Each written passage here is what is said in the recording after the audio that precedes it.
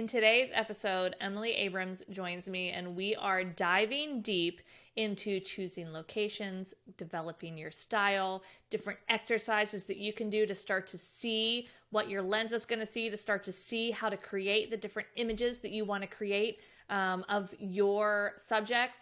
And we're also going to be talking about that really annoying little imposter syndrome that is still really on the shoulders of almost all of us, even those of us that have been doing this for well over a decade, and how to manage that. And really, truly, this episode is jam-packed with so many nuggets of inspiration and tactical exercises and tips that you're not going to want to miss it. You're actually going to maybe want to listen twice. So stay tuned. Hey everybody, welcome back to the Hair of the Dog podcast. I am your host, Nicole Begley. And today I have a very special guest from across the pond over in Germany. I have Emily Abrams from Inspawration photography. You guys might have seen her Instagram videos because I know it's super popular there and they're awesome. Emily, welcome to the podcast. Hello, hello. This is my first podcast. I'm really excited. Is it really? Yeah, it is. Oh my goodness. Well, I'm very excited and honored. This will be super fun, and I promise to take it easy on you. Thank you. Good. Good. Excellent. So welcome to the podcast. One of the first things I always love to start off is just to kind of ask our guests, like, what got you into pet photography? How long have you been doing this? Kind of just give us your little bit of a business kind of photography background. Little background. So I'm from Australia originally, and 5 years ago I traveled over to Europe and I got a van. And there is a point to this whole back part of the story. Oh, I love it. No, this is great. Go down the rabbit holes. We are not afraid of rabbit holes here. I mean, I've been taking photos of my dog since I was 18, and I always really liked it. But it was just for fun. And then I traveled. I brought my border collie over with me, Loki, the black and white one that's in a lot of my photos. And we traveled all over Europe. And of course, I was taking photos the whole time. And then I sort of finished the travels and I was like, well, I didn't know what I want to do. I'm like a trained teacher. I was teaching kids back in Australia and I didn't really want to go back to teaching. So I was like, I don't know. And then I saw somebody on Facebook, an acquaintance of mine. She was like, I'm a pet photographer now. And she put up some photos and I was like, my photos are pretty good. Like if she can do, and no shade on her, but it was just kind of a realization that this was a thing that you could do if you could, take nice photos of dogs. And I was like, I've been taking some I thought they were great. I mean, now I look back at them and I'm like, they were okay for what they were, but like I felt like it was something that I could have done. And so then I sort of started looking into things. I actually signed up to Hair of the Dog for a while, to get the whole business side of things sorted and, did workshop and stuff and just started teaching myself. And so that was about, it was the end of 2019. I really, I did this workshop. I really found my style, my thing, my whole everything. And then since then I started going and just refining that and developing it. And then I had all these people asking for like editing tutorials. And I was like, well, I am a teacher. That is my thing that I do. That was what it was at the heart of like my profession beforehand. So it was then kind of quite natural to move into that area of things rather than to just do the photography for clients. So the majority of what I do ended up being teaching rather than client shoots. Yeah. Now. Yeah. No, that's awesome. I love that story. It's just like having no idea where the road's going to lead. I too, never in a million years thought that I would end up in where I am now. I was a zoological animal trainer for 13 years and thought that would be my full career. And then when I left, it was like, oh, I'll do photography. And this was like 2010. So pet photography was like barely a thing. There were maybe like 3 people in Seattle that were doing it. And so I was like, oh, I'll do families because obviously I need to choose a responsible niche to, actually make money in this industry. But then by like 2015, I was like, wait a minute, I can just go all pets. So yeah. Love it. So fun. Gotta go where your heart takes you, though. I've always just been like, that looks cool. I think I'll do that. I think I've been lucky enough that I can, though, that I was able to travel and that I was able to be like, well, I still have some savings, so that's cool. But I'll just give this pet photography thing a go. And I recognize how kind of privileged and lucky I am that I had that kind of freedom to be able to, sort of chase those dreams and those ideas a little bit. And I know that not everybody has that opportunity, I Yeah. guess. Yeah, although I do believe that anybody that has the desire to, if you're listening to this podcast, likely you have an interest in pet photography. Probably not like an I accountant that's just assume like so. happening to listen to a pet photography podcast.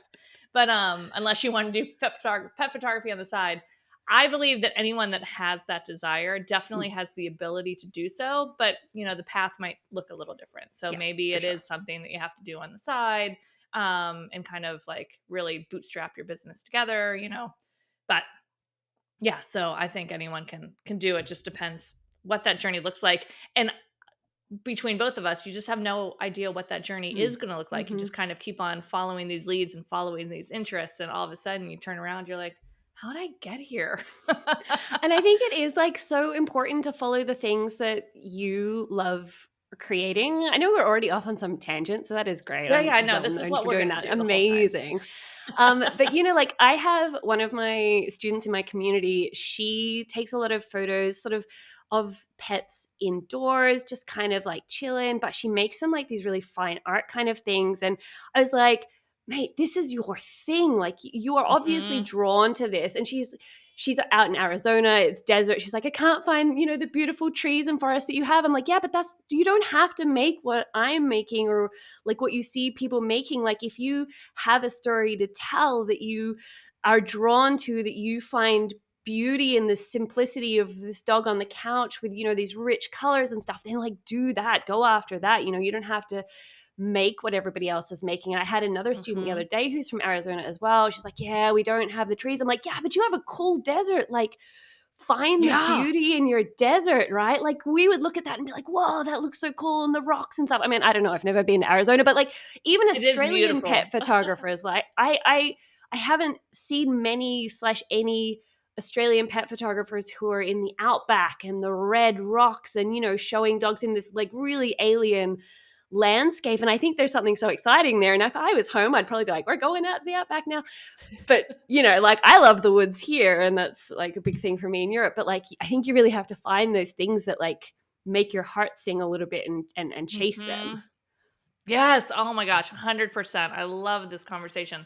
And so much of what I've actually had this conversation with Charlotte Reeves quite a bit of how where you live really affects maybe the development of your style. So, Mm-hmm. she obviously lives in Brisbane, like sunshine every freaking day, like with the ridiculous, beautiful sunset, like the most insane colors in the sky. Meanwhile, I'm like, I lived in Pittsburgh for the first, 10 years of my business. And it was cloudy all the Mm-hmm. time. And we did have amazing architecture though. So I was kind of like drawn to shooting in the city and those lines and those doors and all of those things. And then of course I moved to Charlotte, North Carolina now about 5 years ago. And it's sunny here.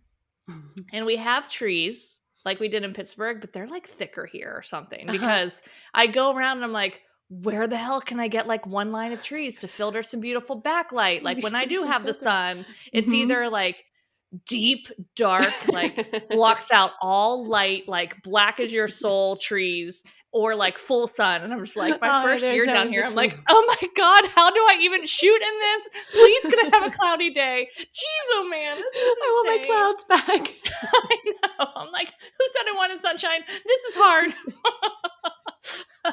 So, and then I go out west. I teach workshops sometimes like in Colorado or in like Tahoe and places like that. And they have the most amazing forest with the absolute perfect amount of trees to give you like perfect filtered backlight without blocking out all of the light. I'm just like, more of this. This And looks like a lot.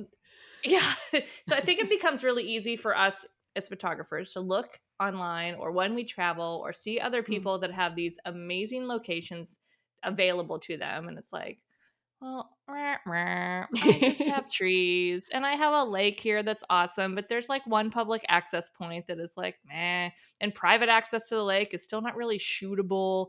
And poor me. I wish I lived here. I wish I Mm-hmm. had that.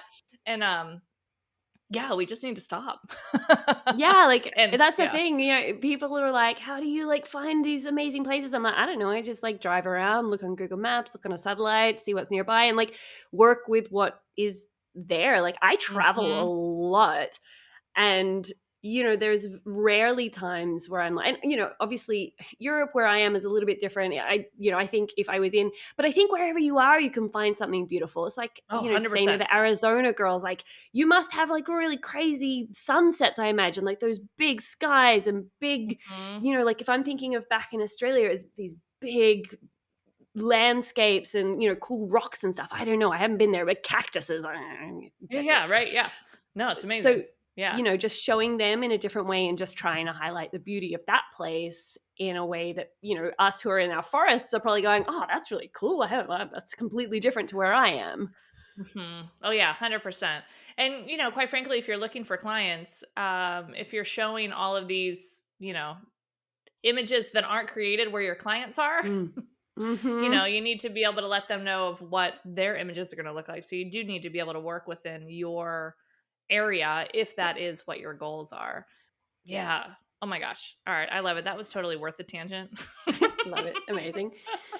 But yeah, but one of the things we did, well, actually does kind of lead into what we wanted to talk Mhm. about, which was, telling a story with our photography and, kind of what we need to look for in these locations to make the best kind of image. So what are your Yes. thoughts about that? Yeah, so like if I'm out looking for locations and stuff, it's always the interesting thing that like draws me at first. And for me, like an interesting thing can be anything. I love moss, but like ferns, moss, or Mm. like textures or shapes, or like a curve of a branch or some flowers, or I don't know, just something. Like I did a workshop once and she was like, yeah, there's really nothing in this forest. And I like walked in there and there was this branch that had fallen off of a tree, and it was sort of this like blue gray kind of cyan pine needle color, and I haven't really seen this color of these pine needles before, and I was like, oh my god, look at that, it's like blue gray, you don't see this in nature, it's really cool. And like Loki, who's always my like workshop model, has these orange eyes, and I was like, oh, cyan orange, let's go, this is gonna be so cool. And we put him in there, and she was like, I would never have thought to have used just some dumb dead fallen branch for like a location. I'm like, yeah, but the color is so cool, like, so Mhm. for me, that's the start of it. And then it's asking, like, okay, well, I found this cool little bit of moss or these ferns or something or whatever it is. How can I use that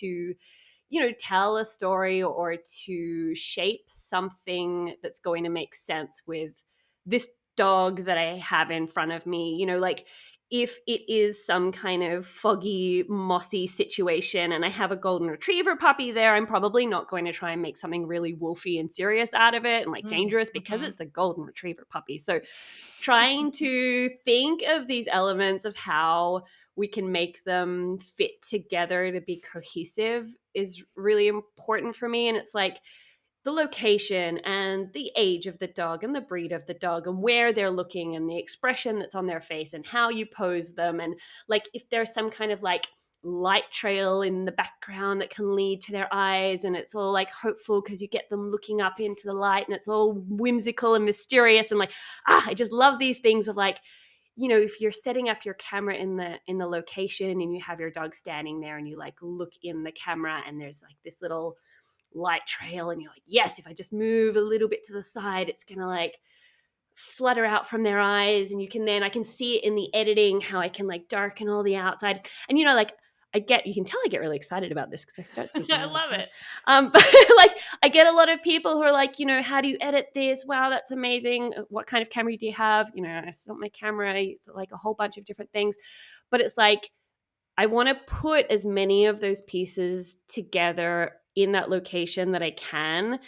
And I'm already seeing it. Like I'm seeing this light coming down. I'm seeing how that bottom part will be dark, and then my audience can't like leave my photo through the bottom part of the image. Or I've just glanced over to the side on my screen here. I have a picture of my friend's little teeny tiny Sheltie. He's like a black and white Sheltie, and I put him in some ferns one time. And it's like he's like this little forest creature kind of emerging from a little ferny cave, and like just making that really dark and kind of mysterious, and him like peeking up into the light there. And like, how can you use this location in a kind of not necessarily unique way, because I think sometimes we get really caught up with trying to reinvent the wheel every time, Mhm. but just telling some stories that aren't like, here's my dog, I sat him here on this log and he's looking at the camera, which is lovely and fine, and clients love that. But I love going a bit beyond that and making something that's a little more magical, I think, with the combination of all these things. Oh my gosh, I love that. And I think one of the mistakes that people make is they, like you mentioned, they think that they need to find this big epic scene, or Mm. they like forget to look at these little spots. Like, we can isolate so much of the background with a longer lens, Mm-hmm. and like you really just need like this little tiny itty bitty space, and who cares what's going on for the rest of the area. And so I think a lot of people pass by what could be incredible spots, which is like one of my favorite things to do, is to kind of take people around and just be like, all right, where are we going to shoot here? Yeah, this looks like just whatever, nothing that Yeah. exciting. We actually did that. I was teaching a progress lab with Heather, a business workshop here in Charlotte just last week. And we did just a fun shoot because, you can't get pet photographers together and not go photograph some dogs. That would just be silly. Yes. So we went down to the city, to this park, and almost all of the students were like, I would have never picked that location, but it was really, really fun. And for me, that location is like a candy land, because you're like, okay, there's some fountains over here. There's some cool rocks over here. There's some brick buildings over here. There's, some lines for the way the bathroom is here, of just like different colors on the wall. Just unbelievable amount of options. And it was just really fun to see them start to see those possibilities, and then have people Mm-hmm. go back to what they consider as an area that has nothing exciting and be Mm-hmm. like, oh, wait, I can shoot here. Yeah, for sure. And like that's it for me. It's like if there's one interesting thing, and if I can Hmm. kind of build something around that, then I have that starting point. As long as it kind of makes sense, I think sometimes I start talking about an interesting thing, and then I see, like, from my students, they'll like sit their dog next to like this bushy purple flower weed thing, and there'll just be like one little purpley flower weed, and then the dog, and then like nothing. And I'm like, Right. I can see what you're doing. I can see the interesting thing here, but it feels a little bit like we've plonked a dog next to a purple weed thing. Like, can we like get in closer? Can we make like put their head down next to it so it's just and it feels like it's a bigger scene? I don't know. Are there more purple flower weed things and we can put them in a field of them? Is there any way we can make this all kind of tie in a little bit more cohesively than just like, here we have a dog and here we have a purple flower? Enjoy. But yeah, I love finding just like an interesting thing. And yeah, I actually did there's a lesson in my membership where I went just around the suburbs where I live here in Germany, and found, like you were saying, just like locations that you wouldn't expect. There was one that was by a busy kind of road, buses going past. It was like on an electrical box, and it was this sort of bushy bush with white flowers on it. And I shoved Loki in there. It was like rubbish all over the ground. I'm like, get in there, Lokes. And like the flowers were kind of around his head a little bit, and he just like peered out. And you can actually see, I think I put the behind the scenes of that on my Instagram, but it is literally just the side of a road and a bush. But we could be in the woods. We could be in some like Mhm. magical flowery place. And there's another one of Journey next to a tree, and there's all these, like, they're just green weeds, and it's just a green tree, but I like that it had some like ivy going around it. And I was like, oh, I love ivy. Ivy's magical too. So I'm like, stand next to this tree, Journey, and there's all this like greenery at the bottom, and there's like a fence to an apartment building just sort of just off the photo, and then there's an apartment building that you can't see because of the lens. And it feels like we're in the middle of the woods, but it was like just Mhm. this one little patch of greenery, like nothing, apartment fence, apartment building. But, if you can start seeing that in a way like, oh, look at this cool ivy, or, oh, look at this cool bush, or, oh, look at the light, the way the light's shining through this bush in the background. Like, let's put him in there and have this, framing him. And yeah, it's really amazing what you can do with a long lens and something interesting, and thinking about how you can make that feel like something other than just a purpley Yeah. flowery weedy thing, I guess.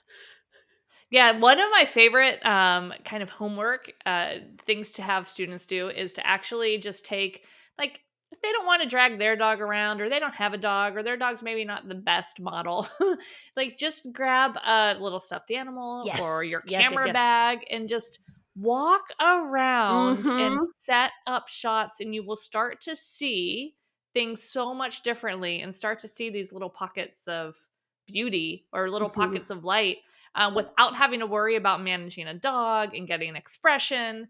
Because I mean, there's so many things that go into that final image that if you could nail down managing your camera on manual and like switching all around for all of these shots, depending on the lighting, seeing what's in the scene, setting up the right lens choice to create that composition that you are imagining in your head. And then once that becomes second nature, it becomes really easy to then just be able to focus on the dog. Yes. Yeah, agree. 100%. I actually just said that to a student of mine who did a workshop with me. He was like, I was really amazed that you would like look at the background with your like eyes and you could see, oh, there's going to be light here and this will be like a curve here. I'm like, well, yeah, okay. So grab your camera, just take your dog for a walk, but don't pose them. Focus on something sort of in the middle foreground. So you've got the same kind of depth of field. Imagine first what that background's going to look like. Try and like picture it in your mind's eye, how it's going to look through the lens. And then bring up your camera and be like, oh, okay, that's really interesting. That bit of bokeh from the sky is actually too high for my lens and that's getting completely chopped out. Didn't know that. And like the more that you can kind of preemptively try and imagine in your mind's eye how that background, that scene's going to look before you look through the camera, the more you're kind of training your eye to be able to see that before you get your camera, essentially. But I think it's like such a skill that you have to practice. You just have to do it again and again. And you start getting more sensitive to seeing those light and dark kind of tones and those shapes in the background and how the foreground can kind of, there can be a little bush and make a little bit of depth there, a little bit of blur or something. And, you start to really understand, like a lot of people ask me like, how far away do you have to stand with your 135 millimeter? I'm like, I don't know. I just get there and I go where it feels like I need to be, because you get so used to using, I mean, if you've got like a 70-200, it's a bit different because you're zooming, but you still can get a feel for like, okay, this is going to be the closest I'm going to be able to be. This is the furthest I'm going to be able to be. And, the more you kind of do it, the more you start to feel that without having to think about it so much, I guess. Yeah. Well, even with the 70-200, I'm a 200 or die kind of girl. So like shoot at 70, no way. Unless I'm doing action and the dog's starting to get a little bit close. Then okay, maybe. It'll zoom out then. Oh, yes. But truly, what you were mentioning about being able to picture that is 100% accurate. And it takes practice because when you start shooting with different lenses, obviously that's going to render that background differently. I know that took me a while. If I had to choose two lenses for like the rest of my life, I would probably have my 70-200 and then my 24 1.4 and like total ends of the spectrum. But I remember when I was starting and playing around with that little bit more of a wide angle, it captures a lot of the background, so you're like, really, oh man, that's a lot of sky. Oh man, that's a lot of everything. Oh, and then you go to 200 and you're like, oh, I can make everything disappear. And then of course everything in the middle is different as well. So yeah, it just takes practice with each different kind of lens.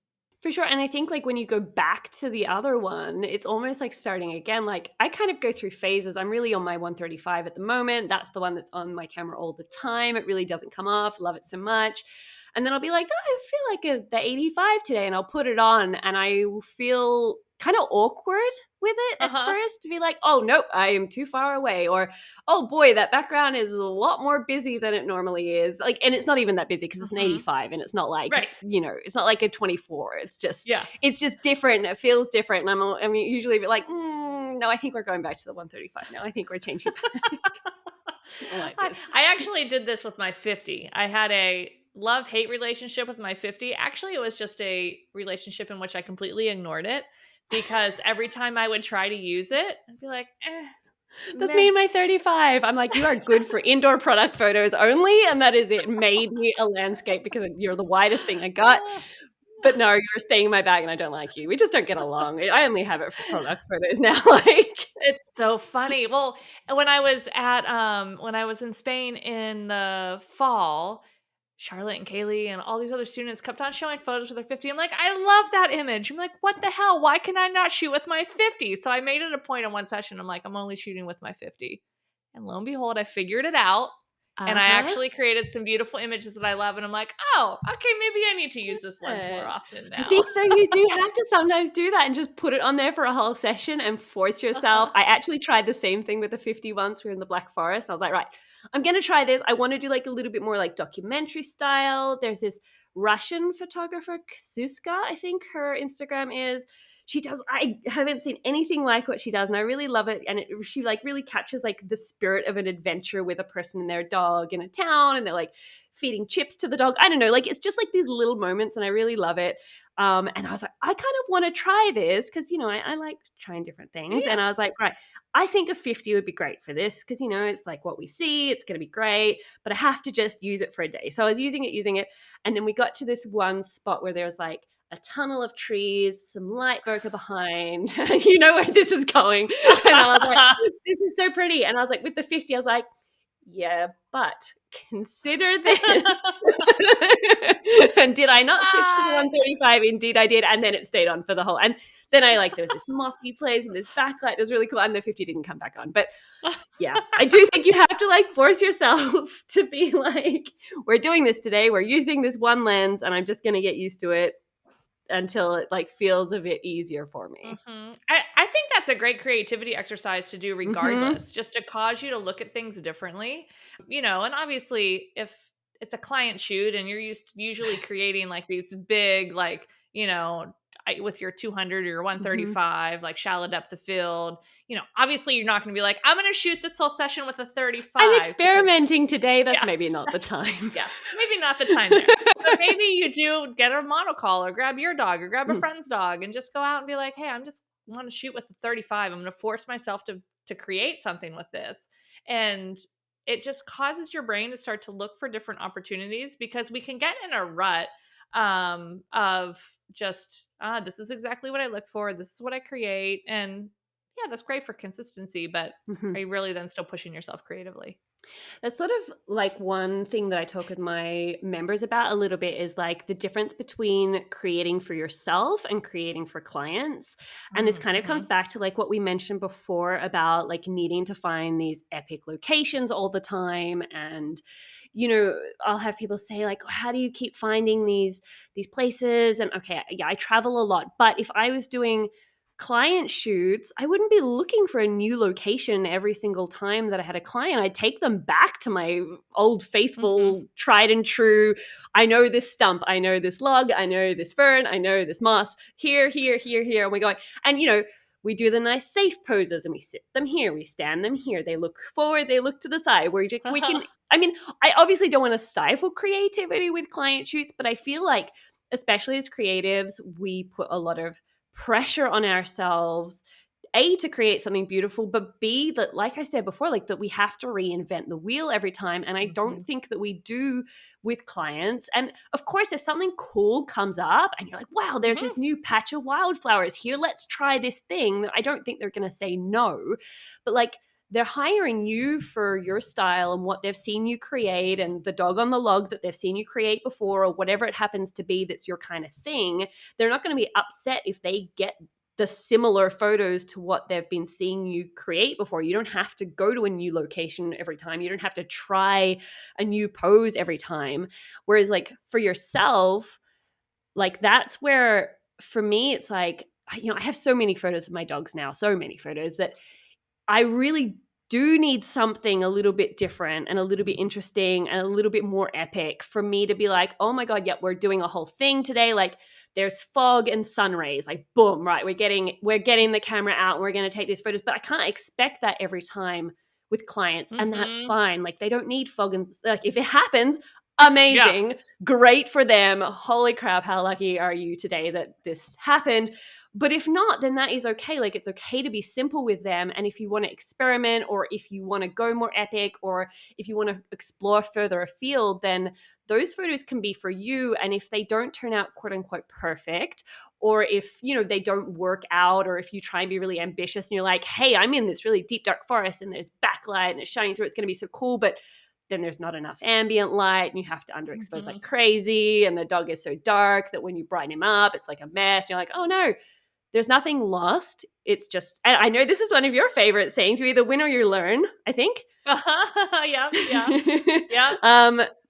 And so it's like that. It's like, okay, well, obviously that didn't work for these reasons. So cool. If I have a client shoot and I'm in this situation, I know that maybe I can't go quite as deep into the deep dark woods for these backlit photos because I learned that from when I was doing it for myself as a bit of an experiment and trying something a bit more epic and trying this kind of crazy glowing backlight or whatever. But you don't have to do that with clients necessarily.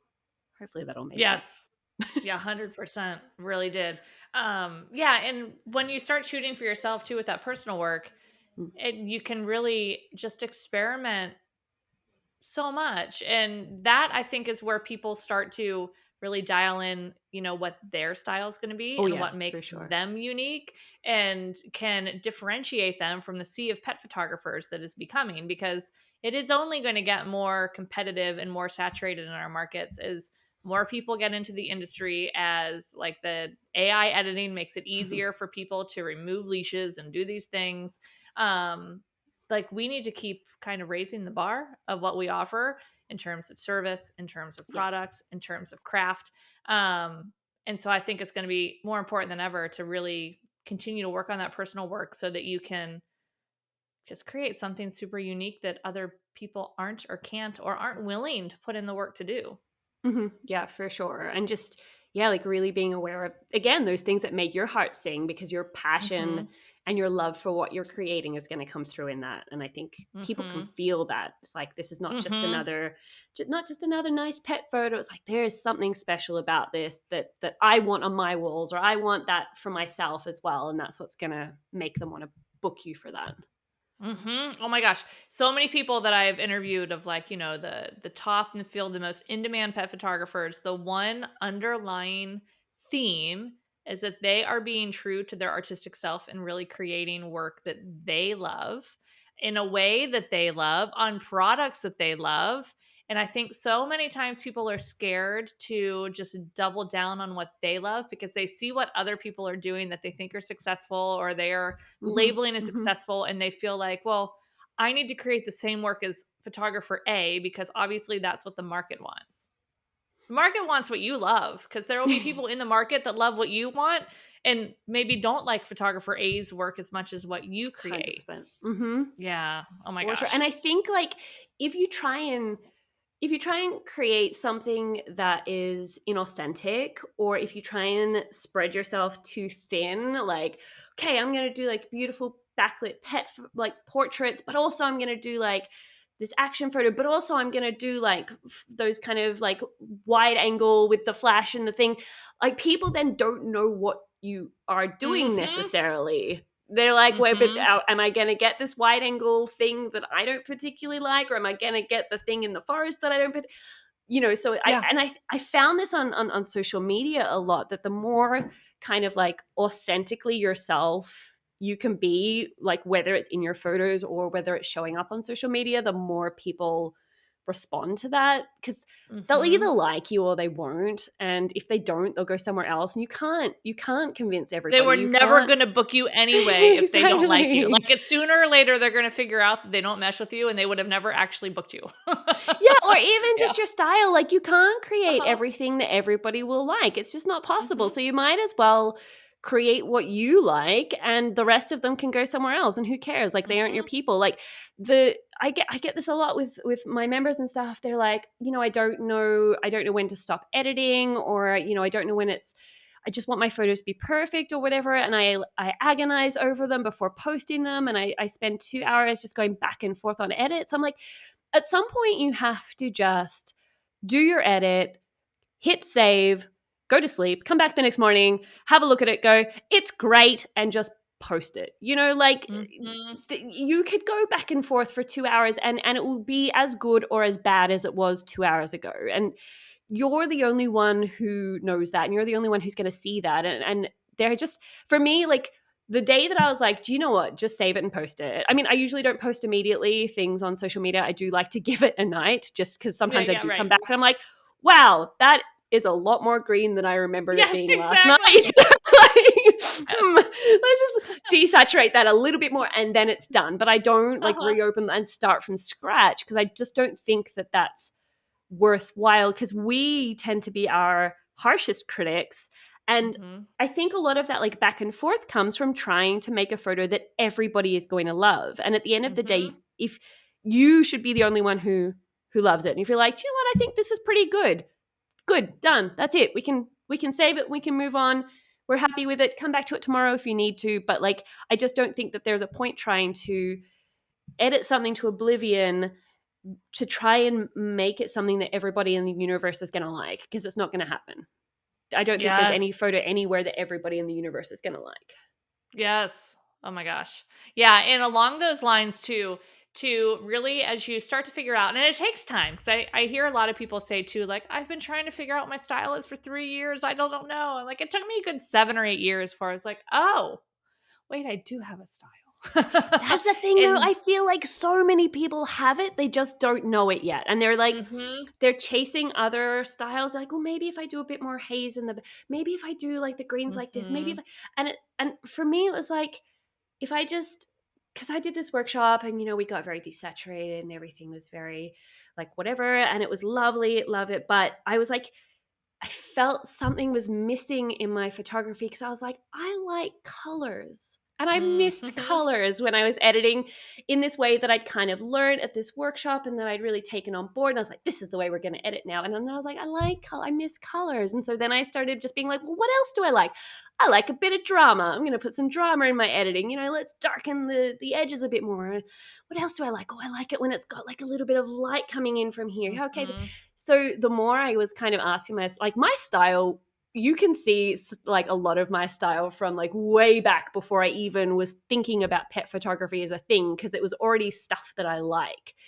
And that's a thing like that I say to like my students, it's like your style is probably already there. You just like look at what you like, look at what you don't like, look at the photographers you like and what you don't like, and what are the common elements that are kind of tying everything together, and then create in a way that you like and the elements that you like. If you don't like flashy colors and you like it to be a little bit more subdued and mellow, then cool, that's probably part of your style, you know, like if you like super strong contrast, you like strong blacks and, you know, this around, you know, a lot of like, you know, if I'm thinking about Alicja from Poland, or I think Anna, some of her recent stuff was really like, she had a cave one that I saw was like blacks around the edge, and for me I'm like, wow, that is a lot of black, but it looks really cool.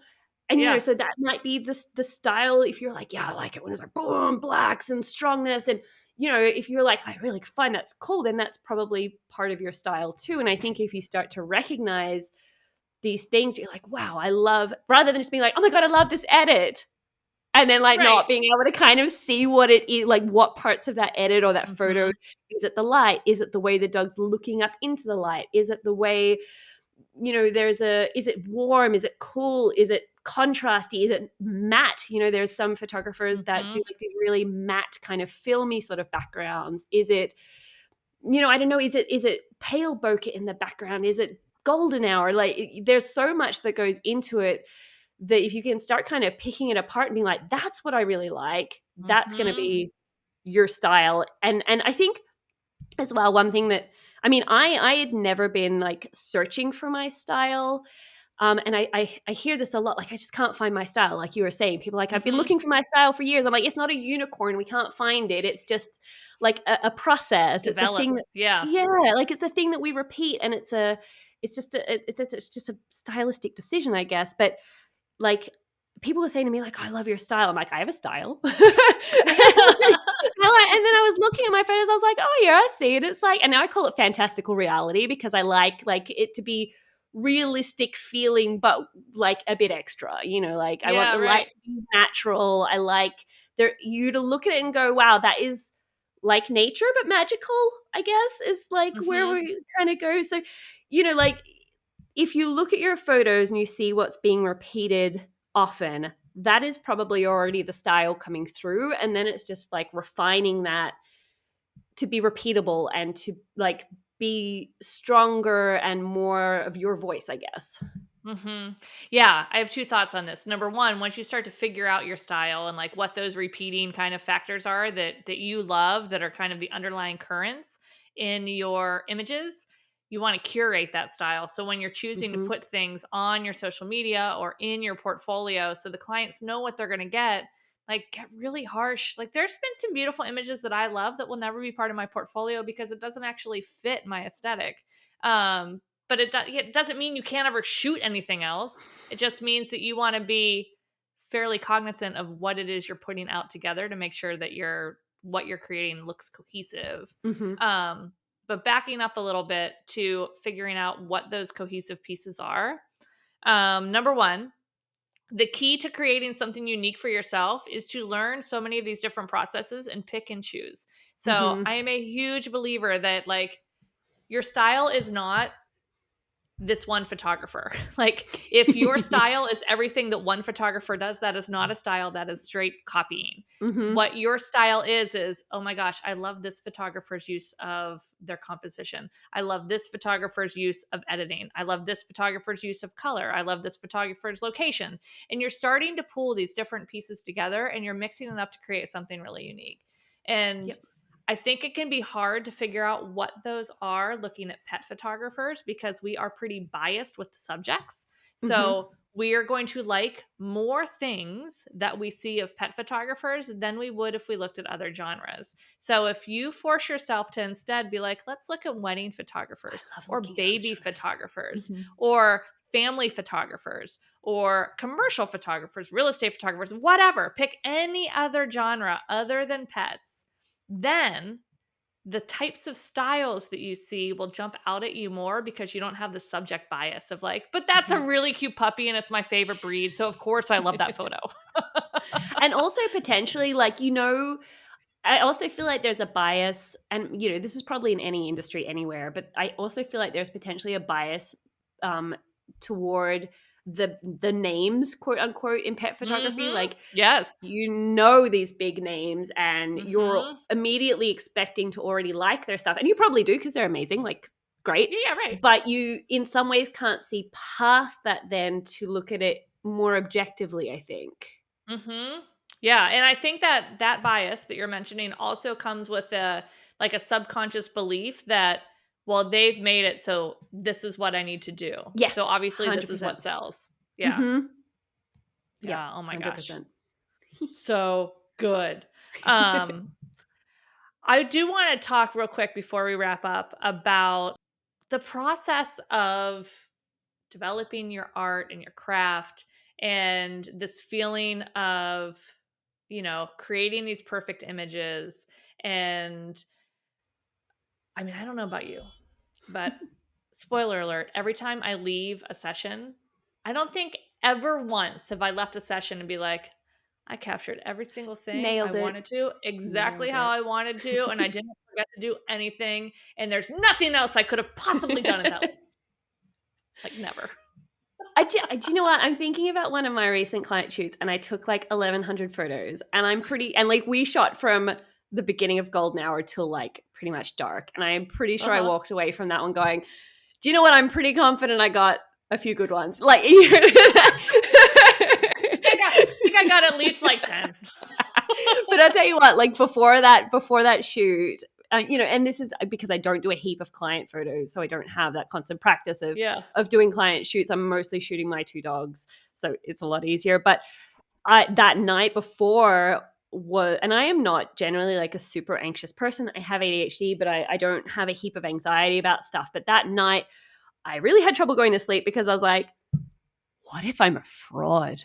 What if what if I don't know how to take photos? Like, what if I've just been making it up this whole time? And I was like, stop it, Em. You have a whole bloody business about pet photography. You've got a whole portfolio. You've got a whole social media channel about photos. Like, I'm pretty sure you know how to take a photo. I'm like, yeah, but what if I've been faking it this whole What time? if I can't do with these dogs at this location? What if the light's totally different tomorrow? Like, I don't know, like the sun's gone. Well, actually, that was the interesting thing because we hadn't really found a location. I was sort of like, oh, this one's okay. And then we sort of tried it there and it was like, eh. And then she's like, oh, I've got this one other idea. I was like, all right, let's go. We're going to try it. So it was like going in blind, which is Oh, always yeah. great fun. If you want a challenge, just go into a location blind, so great. But yeah, like it was really just like these anxiety dreams. What if you don't know how to take photos?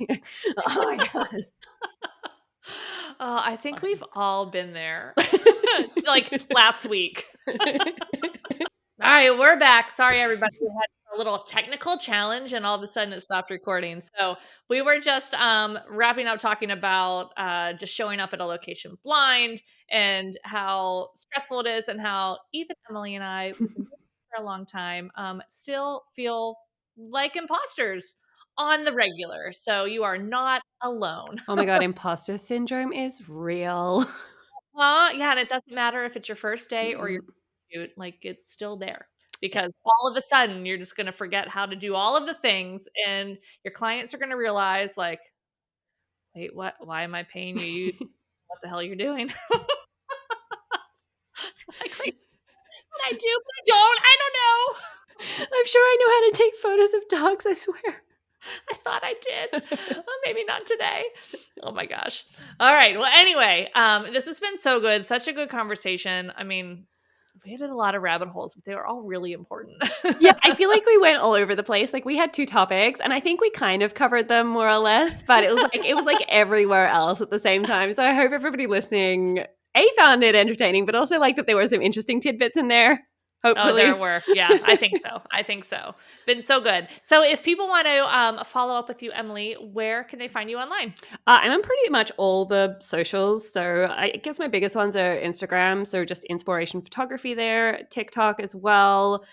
Facebook, I'm not really that active on, but I'm there if you just want to come and stalk me. Yeah. Otherwise, like I've got my online membership that's open once every 6 months or so, where I have like huge library of resources and everything and editing tutorials and whatever. So if you want to learn some stuff, come and get in contact with me because I love teaching people all this pet photography stuff.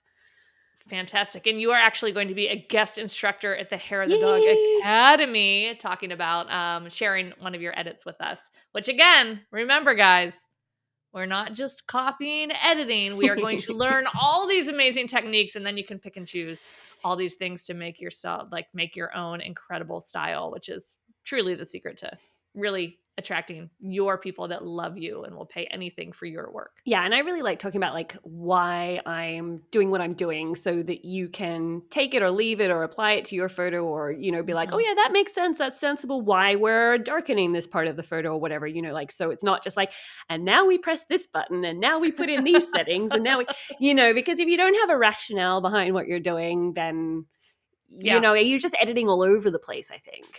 Yeah. Oh, that's a great point for sure. Anyway, this has been fantastic. Loved our conversation. Thank you so much for being part of this. And everyone, definitely let Emily know if you found this conversation great. Let her know on social media as well. Let me know what your biggest takeaway was at Nicole Begley Official.